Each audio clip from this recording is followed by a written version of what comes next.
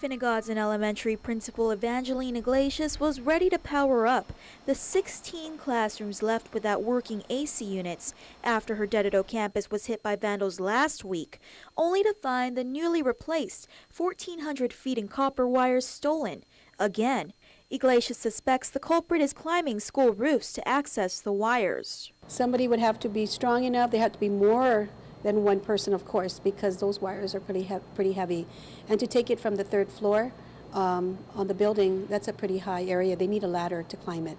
And while students waited out in the heat, Guam Police Department spokesperson Officer A.J. Balahaja says criminal investigations is looking into the matter. Part of the investigation will also include the detectives going to all of the local scrap yards and verifying whether or not the owners of these scrap yards management is following and complying with the current laws that we have in place.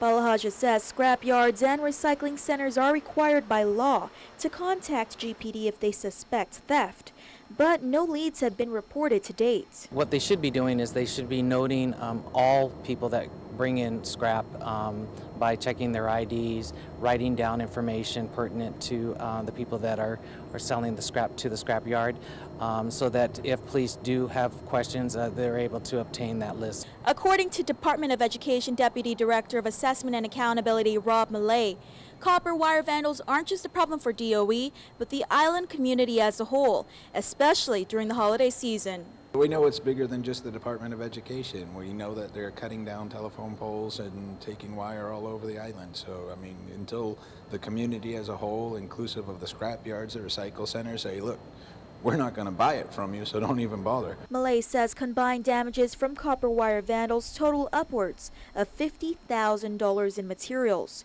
KUAM contacted various scrap yards last week to find copper wire cells for 75 cents to $3 per kilo. Malay adds a request for proposal for a district-wide security plan will be ready Tuesday and released this week. Reporting for Guam's News Network, I'm Crystal Paco.